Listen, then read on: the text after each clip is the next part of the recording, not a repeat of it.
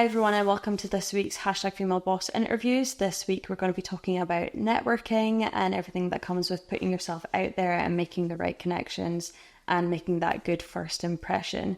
I have two wonderful guests here with me this week and I will let them introduce themselves. Hi, I'm Battle Adeoti. I'm the founder of Dechomai. Hello, I'm Laura Maginess and I'm the founder of the Glasglow Girls Club and Glow Club Business Club. Amazing. And would you like to tell us a little bit about what you do within your business and sort of how you got there? Dechomai is a social enterprise. We help stimulate entrepreneurship within minority communities. And I guess I would say that the path to entrepreneurship is not straight. I start off in hospitality and events and fashion. I'm always like maybe doing side hustles, selling things on eBay. And then after that, it was my mum who'd suggested to me, like, Bailey, I think you should look into social entrepreneurship. I think you'd make a good social entrepreneur. And she brought some social entrepreneurs into her living room to tell me everything about social entrepreneurship. And that's how I got started, basically. So she said to me that it would still be a business, but the profits would go to something that I care about and maybe a gap that I saw in the market. So initially it started off as hospitality.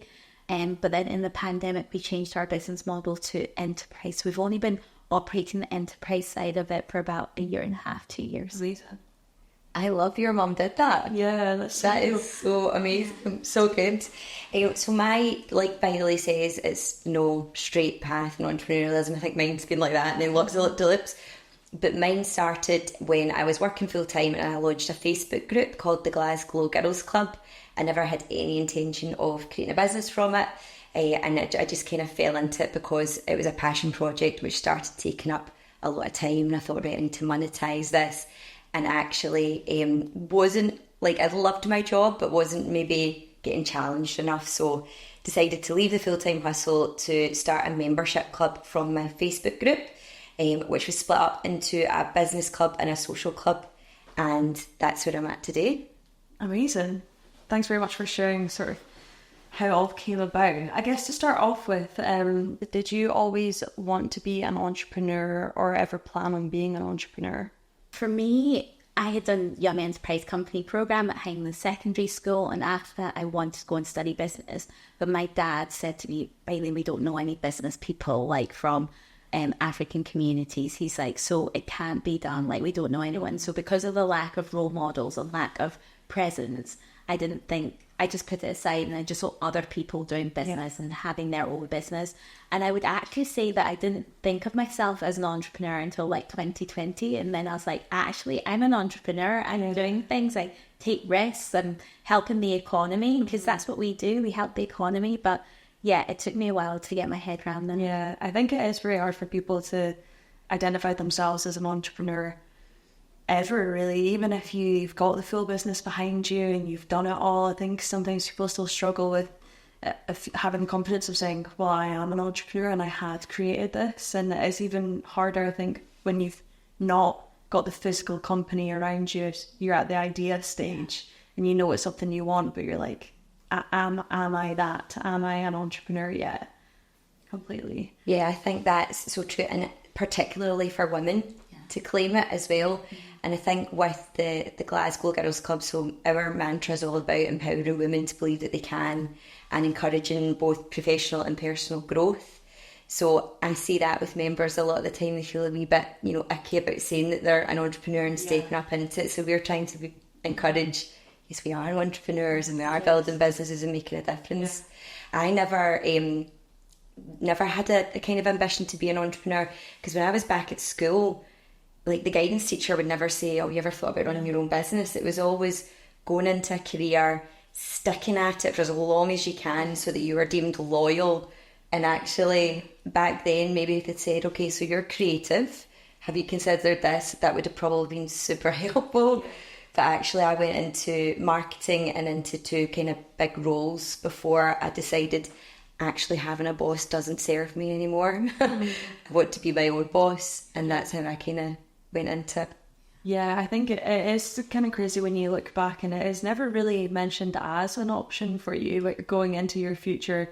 Like I know, especially throughout any stage of my education, even in higher education, it was never mentioned, oh, well, actually, you can be an entrepreneur, you can create something of your own if that's what you want to do. It was, like you said, it's very much, okay, find a company you would like to work for and then do that until retirement. That is sort of where you go.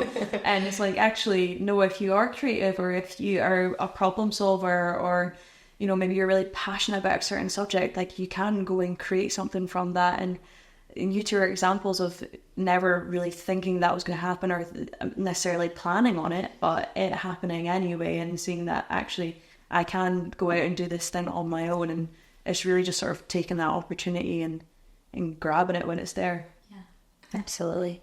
And what a difference it makes to the economy.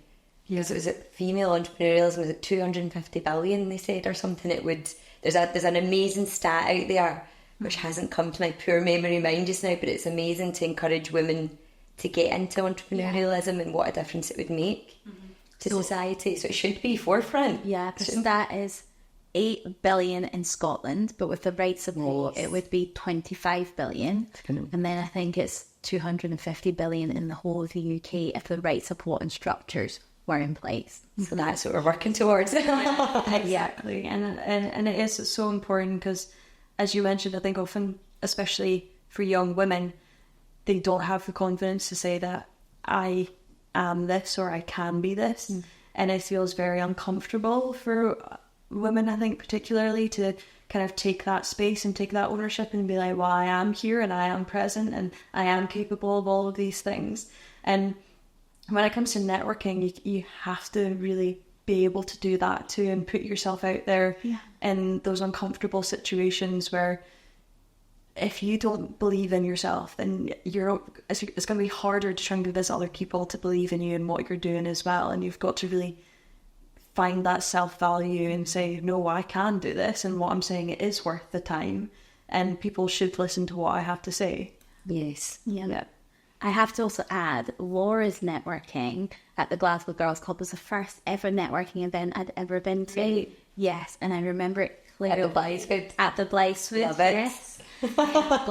Took my friend Laura along because I thought, I can't go on my own. I need to go with somebody. And you had Pam Doherty speaking, and Laura loved her. So I just thought, right, this is a perfect excuse. And I remember we both had never been to networking events. We just thought it's at the Blythewood Hotel. We're just getting doled up to and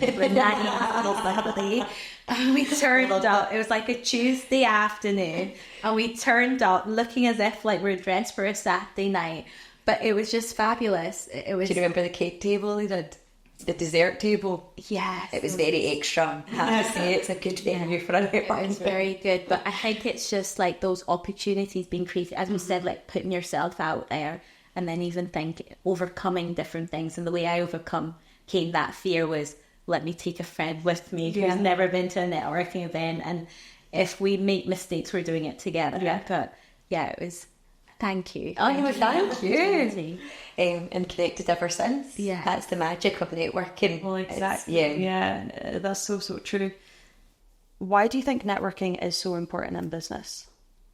Yeah, I think it's like for those connections, and especially like as female entrepreneurs, like when I was starting, just to know that there were other women in the same situation, going through the same probably challenges, going through having people celebrate with you, and just knowing when I walked into Blythewood that day, I thought, gosh, like look at all these women all doing different things. Some of them like were working for corporates. So like someone else that I met that day was Leanne, who ended up being on committee with Leanne, and she was the sales manager at the Blythewood at the time.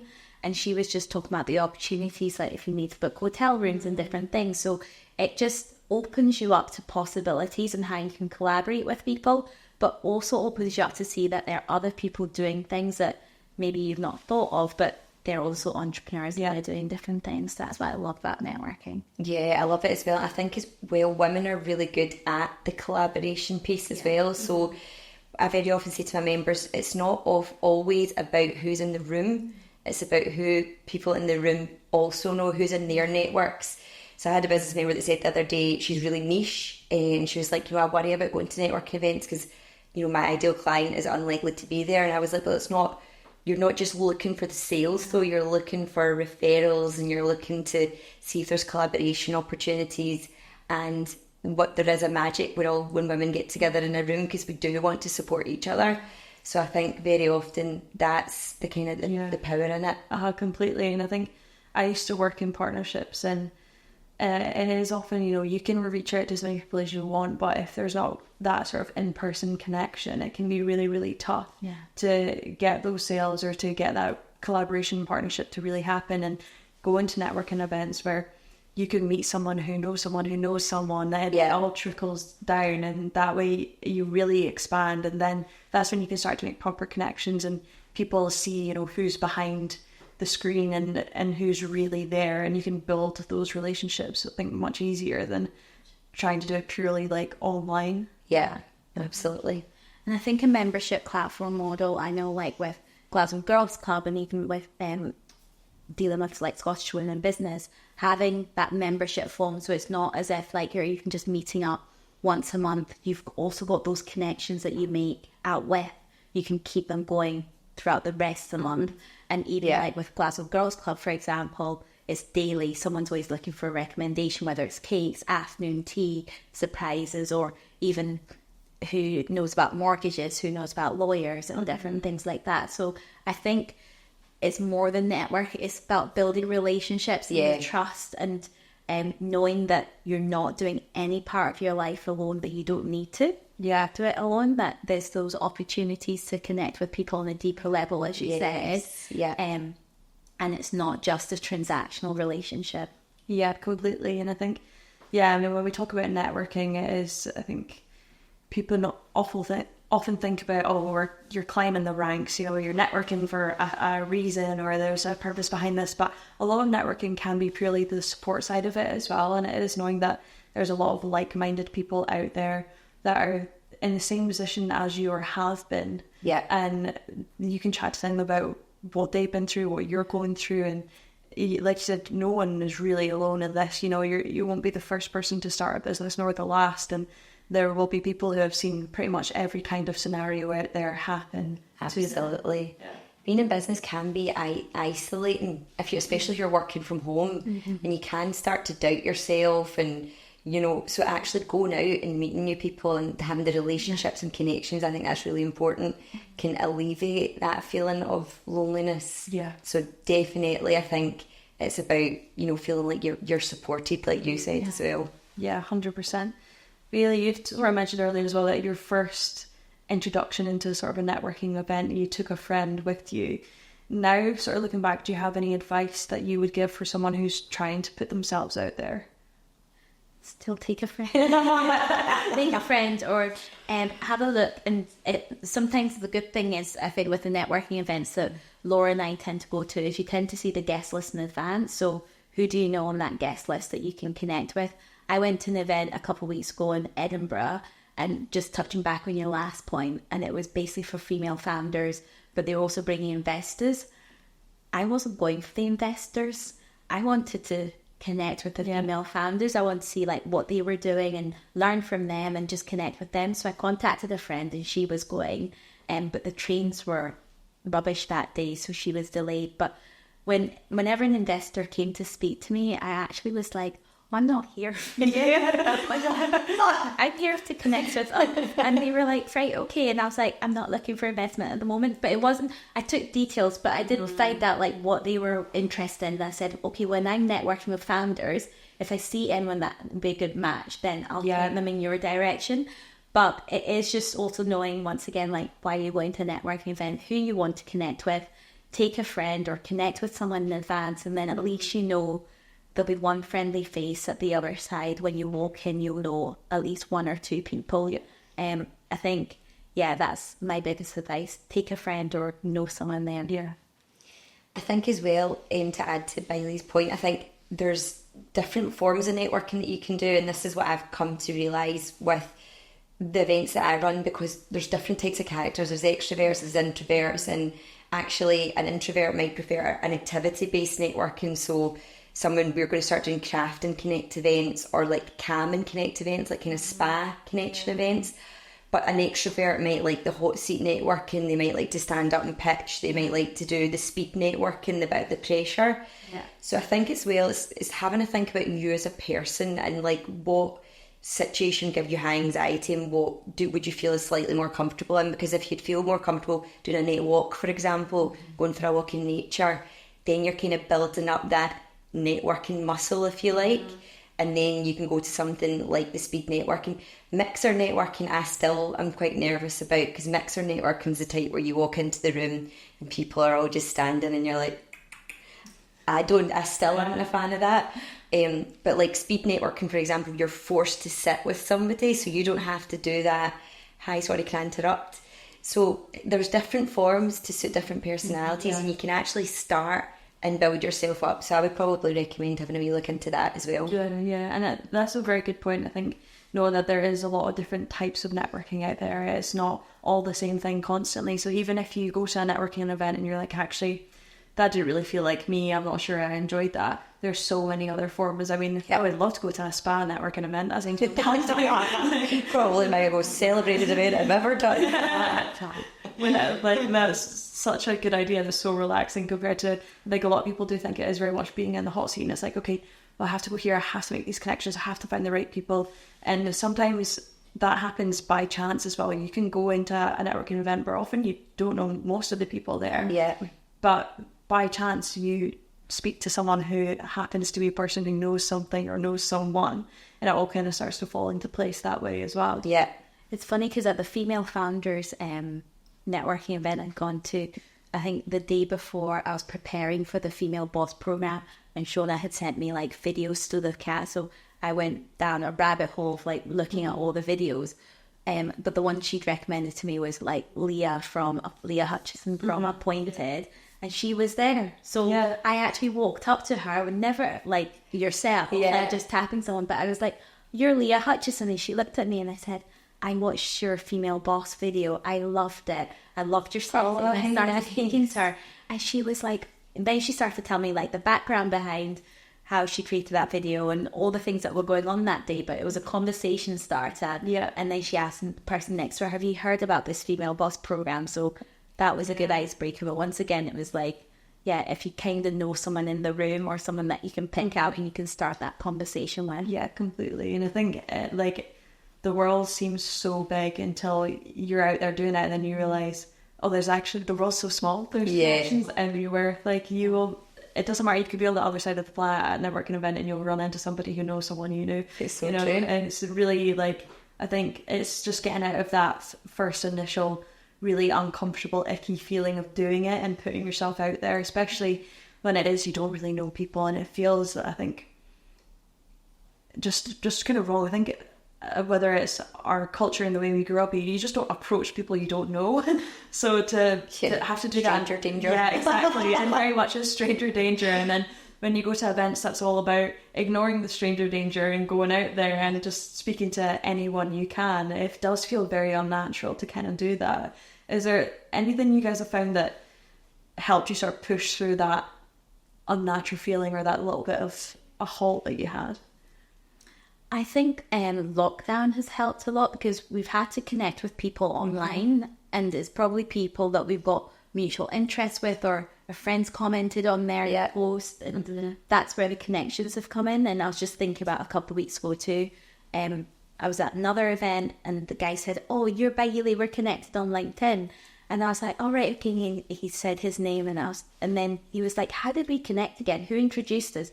And it was Jeff from Young Enterprise. He'd introduced us virtually again. So that was the first time we'd met, like face to face in 3 years. And then we introduced the people that we were with. So we ended up actually having a networking event round the table. We should have been in a session, but it was 7 of us round the table and doing the introductions and talking to one another. So I think lockdown has made it easier to connect with people, and you can always just introduce yourself to somebody through their inbox and tell them, "Let's connect, let's stay connected, I like your work," or "I saw your comment, I totally agree with you, let's stay connected." And you never know where things could lead, or you could just enjoy amazing content that they keep producing. completely. I totally agree. I think the virtual space definitely softens the blow when it comes to in-person stuff. So whether it's LinkedIn, Facebook groups, however you're doing it, if you've kind of had a wee bit of a virtual chat with someone, it's less daunting in person. I think for your first few networkings, I think you'll, generalisation potentially, but I think you will feel nervous. And I think that's okay. I love the quote from Susan Jeffers, feel the fear and do it anyway. Just go for it. You'll never walk away from a situation like networking which makes you feel uncomfortable without feeling quite positive, because you really have achieved something if you've gone into a room and you've spoke to new people and made new connections, and it will help you grow personally, networking, as well as obviously growing your network. It helps you grow personally, so it's totally worth it. But feel the fear and do it anyway. Yeah, definitely. Yeah, no, I totally agree. You mentioned a little bit about LinkedIn. I was going to ask, is there sort of any online platforms that you would recommend for networking specifically? I know LinkedIn is sort of a big one, and how you kind of go about that. Like, okay, you've got your LinkedIn account, but what do you do from there? How do you go about making these connections? You're amazing at LinkedIn, Kylie. Do you know what? I have to admit, I was never amazing at LinkedIn, but it was my husband, and he'll hate me for saying that. My husband doesn't use his LinkedIn profile, but he has it. He always keeps it updated. He's always like, maybe comments every now and again, but he always gets headhunted from his LinkedIn profile. He's never, since we've been together 10 years, he's never had to apply for a job because he's been headhunted. So show me the power of being visible without being really visible, or just even being visible, whether it's commenting or sharing someone's content and just liking it and just highlighting it. And I think it's important that not only are you visible, but you're also creating visibility for others. I think that's what I love about your platform on Facebook. I really engage with it. Not a day goes by that I don't read someone's post, whether they're looking for advice, whether they're looking for something. I think it takes a lot for you to put yourself out there. Yeah. So it's important that people acknowledge that it will take a lot for you to whether update your profile or even just create a LinkedIn profile. And that's the biggest thing. And then after that is what happens. But I think keeping, an up-to-date LinkedIn profile and just updating people, and I actually don't like writing. So quite a lot of the things that I put, I actually feel as if I'm talking it as I'm posting. But I still post it. It might be not the right grammar and things, but I still post because I just think you never know, it could cheer up someone's day, it could give them a different perspective. And just seeing a post like this weekend, SpaceX went in and then I think it plummeted back to Earth, and lots of comments on LinkedIn about just like it not working, Elon Musk's spaceship just not working. And then somebody else has posted like their perspective, and it's not, they've said it will take like 3 or 4 attempts. This is only attempt number 2. And I commented underneath going, thank you so much for sharing such a different perspective. It's a great perspective. Yeah. And I think it's just that, like, we've all got the opportunity to create good content, but just engage people with other people's content, and let's just comment, let's just share each other's content. And you never know what that post is that is gonna have people getting, that post was about a rocket. You don't know how many people would necessarily be interested in that in your connections, but someone shared something that's started a conversation, that started that discussion, and it goes on from there. So you never know what that post could be. You might think, why am I bothering with this LinkedIn post today? I'm just talking about something that happened in my day. No one will be interested. But you really don't know. That's when people are most interested. Yeah, because we love seeing an insight into people's lives, don't we? And what Bailey's also really good at is you're really helpful to your network. So Bailey sent me a message on LinkedIn the other day, Laura, this event would be really good for you.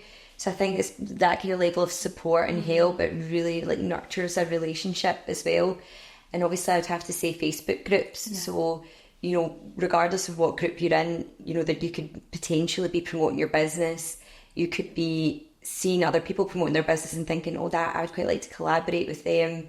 There's all sorts of different things that Facebook groups can do as well. So I would say definitely for me, LinkedIn and Facebook groups are probably the 2 main networking platforms. 100%. And you have to do that program. Yes, I will. What advice would you give to make that first good impression? I just think, first of all, smile. We're all nervous at events, and try and compliment them. I know sometimes that can seem fake, but always compliment someone about what they're wearing, or maybe something that they've said that you've heard them saying, and they'll remember that. Try and remember people's names. I think remembering people's names and remembering where you met them. So I will never forget the Blytheswood. I can actually even remember what I was wearing. But that was a monumental time in my life, going to that networking event. So I'll always remind Laura about it. That's why she doesn't forget, because I always remind her. And I think it's important that Laura remembers that that was such an important day for me. So if you can too, try and think of something positive that you've seen someone do. I always believe that you should leave a person better than you found them. Yeah, I love that. Yeah, absolutely. You know, good energy. I think it's really easy to see, and you'll know this as well for organising networking events, Bailey. You can tell people's energy the minute they walk in the door. So if they're super nervous, if they're completely confident and relaxed. So it's the person who's organising the event should be able to see that and then channel that into, this is somebody you should be speaking to.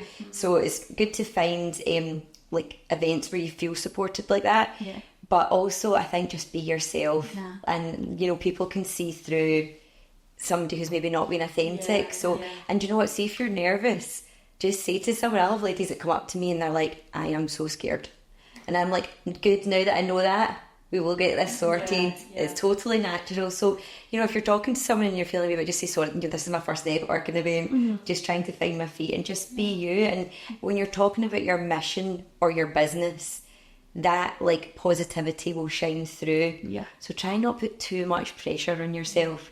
Just go and be you. I think you're exactly right. And it's when you're talking about something that you are passionate about, genuinely passionate about, even though you're nervous, that would come through anyway. And you have to remember too, as much as you can get a sense of someone being nervous, people also can't see your feelings. So if you're feeling nervous, they can't read that. If you can really sort of fake it till you make it, and push through that and say what you're saying with confidence and with a bit of vigor, and be like, look, this is what I'm doing, and I really would love for you to be a part of it, or I'd love for you to come to this event, and kind of push through that little bit of fear factor that you have going on, because people can't see. I mean, inside you could be crumbling, you could be sweating, you could be like, oh my god, I don't know if I'm going to make it to the end of this sentence, but they don't know that.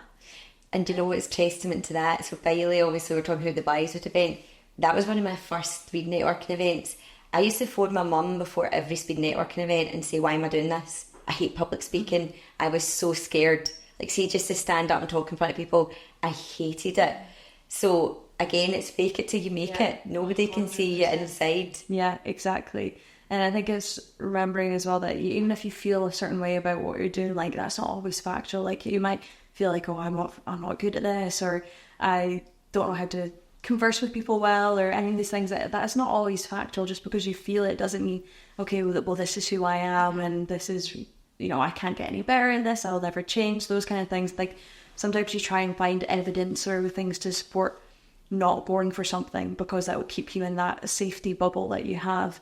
And it's actually realising that, okay, no, this is me avoiding those things that will allow me to grow and allow me to push through those fears, because it is uncomfortable and it is for everyone. And it's just remembered that everyone kind of feels that way a little bit. You're not the only one. Yeah, and one of my friends who does the NLP used to say to me, remember that nerves and excitement are really close on like the emotional scale. So if you can try and be like, oh, I'm really, really nervous about this, but actually I'm excited because I could meet someone that's actually going to project me forward. It's hard to do, but if you can try and be like, no, this is excitement. Yeah. You're telling yourself that, and then your brain might believe it. Yeah, no, completely.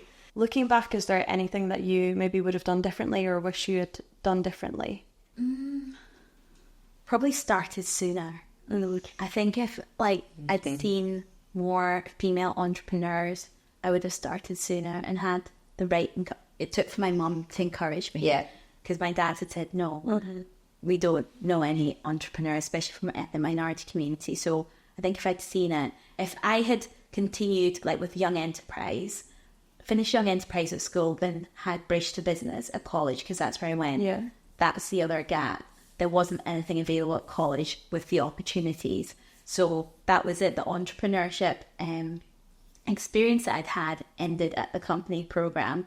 And then after that, I just worked for other people who had businesses. So I think, finding out what support was available for me at the time and starting sooner. Yeah, I would agree. Probably very similar, starting sooner. I have to say, I've made so many mistakes in my business. I have failed quite a lot. I've learned, and actually at the start of my business, I would probably say that I had like zero self-belief in myself, like zero self-confidence. Like I really did fall into my business because of the group. And actually the amount of kind of personal growth to now, if I was to go back, I probably would do it all the same, because I think what I'm experiencing now in business, I'm ready for. Whereas if it had come right at the beginning, I don't think I would have been ready for it. So I think it's just remembering that it's a journey. And failure is so positive. I know at the time you're like, but actually you learn more from failure than you do wins. So But I don't even see it as failure, Laura. I know, it's just like that. It's falling and getting up on your feet. Yeah. Failure is only failure when you stop. yes, I like that. And that's what I saw about that rocket. I was like, that's the second time it's crashed, but they plan to relaunch it, so it's not failed. Yeah. It's just forward, and it's going to go again. So it's not failure. We've not failed. We just fell. We picked ourselves up. Completely. And I think often people expect the business journey to be linear, and it's just going to keep going up and up and up, and you start from bottom and you work your way to the top, and that's how success goes.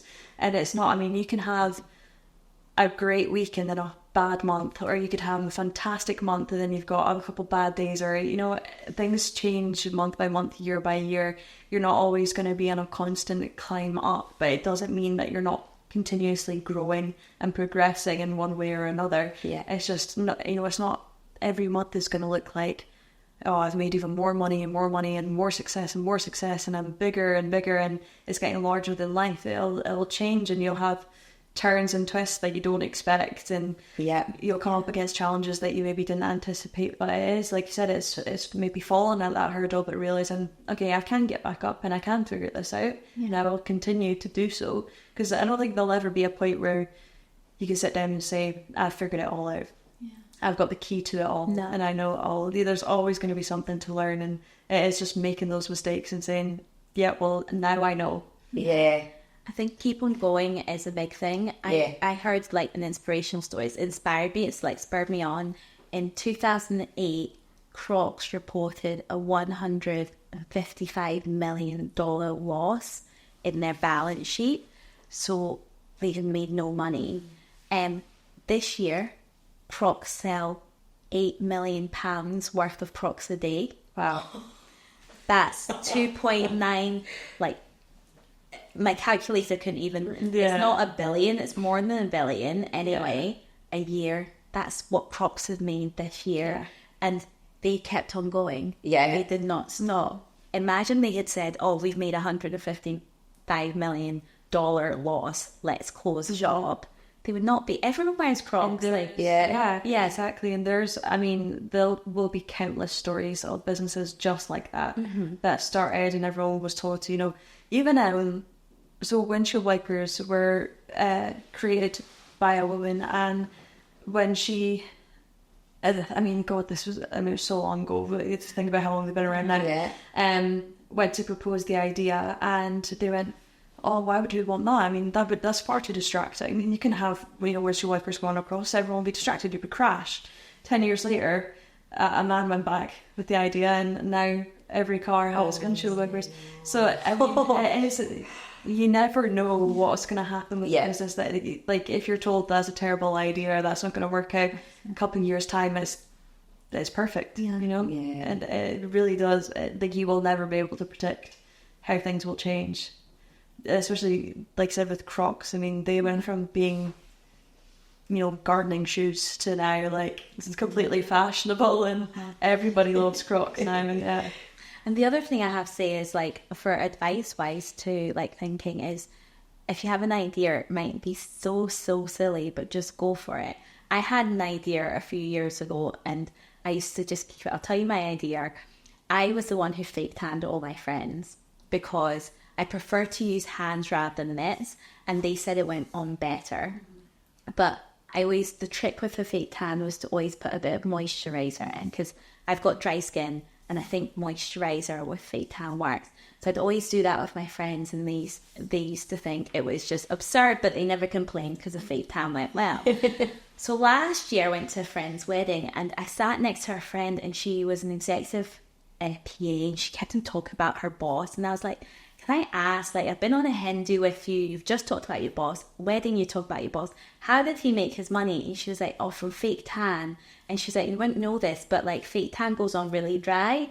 And she's like, and he decided to put oil in fake tan. And I was like, whoa. So I was like, let me get the bride. I said to her, because we were flatmates, I was like, how did I used to put your fake tan? She was like, Bailey always insisted on putting moisturiser in.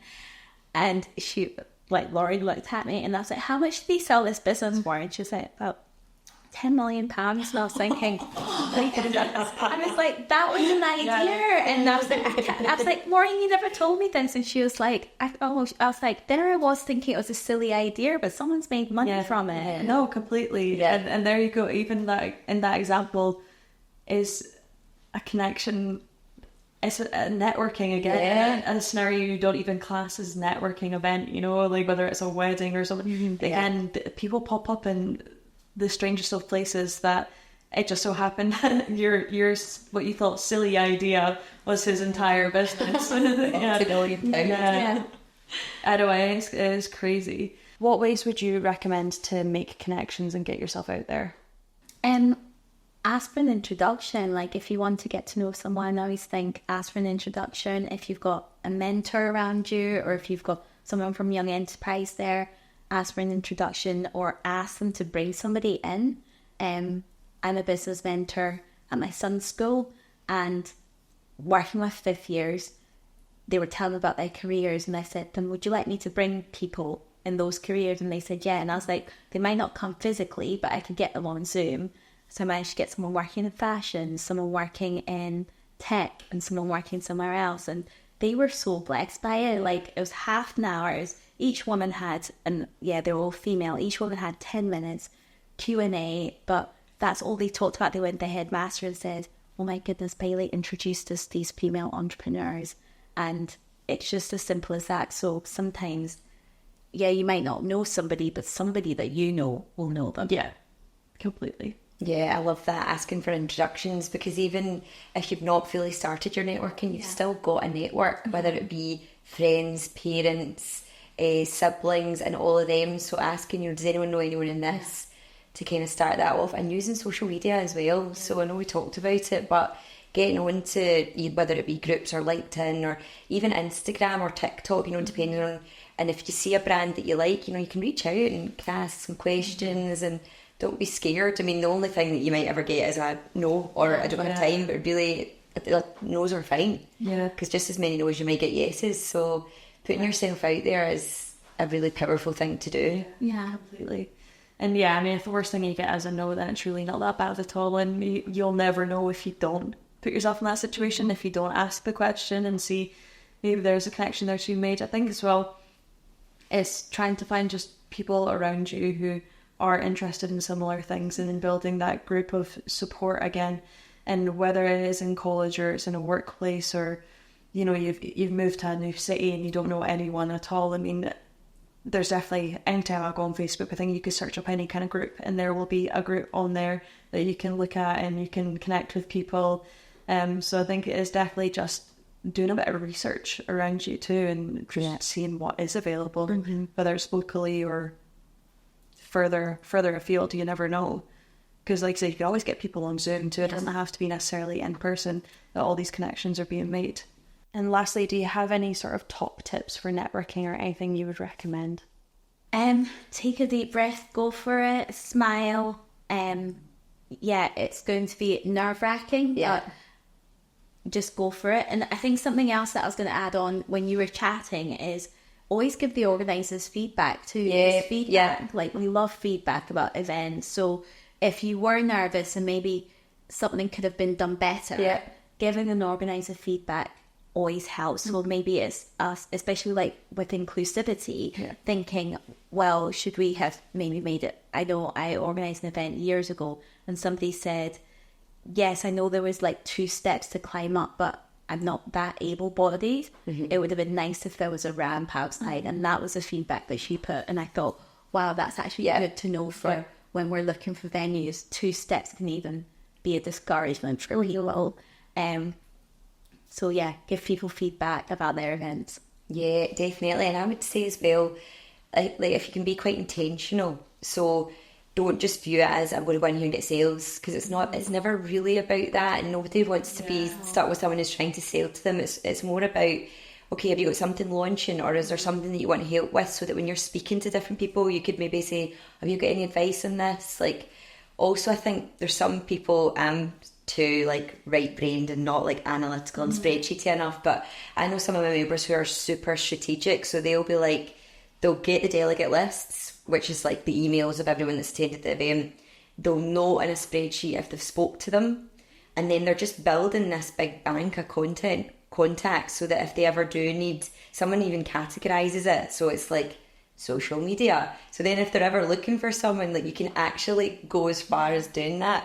But if you're not so granular about it, you can maybe pop it in a wee notebook. But I think it's quite good to try and remember wee facts about people, because it might be in future you've got someone to refer to them, and the third one I'd say is listen. Yeah. Because I think sometimes there will be people who are more introverted and they'll maybe sit back and let somebody dominate a conversation, but you should never be the person just fully dominating a conversation, because it has to be two-way. Yeah. And you'll never get that connection if you don't hear about them. So if you know someone's a bit more nervous, ask them the questions that will help them come out their shell, but also for you, because you know to add them to your network what it is that they're doing, what their mission is. Yeah, completely.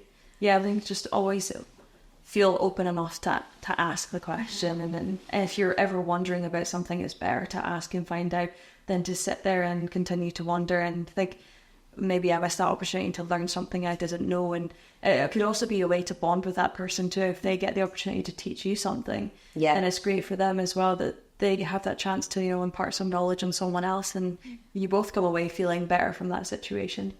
Yeah. Something else I want to add is when I've connected with someone like at an event, and then I say let's connect on LinkedIn, I always take a screenshot of their profile. Nice. And that way that intentionality, send them a message saying it was really nice meeting you at such and such event, and then I send them like a wee brief of like just recapping who I am, what I do, and then that way at least you've got that. So it's not just let's connect on LinkedIn, you see my picture, because then months later you're thinking, who is this person again? Like, how did I meet them? Why did I meet them? But at least even if they click into message, then they'll be able to see the message that I sent them, recapping who I am. A follow-up is so good, powerful, isn't it?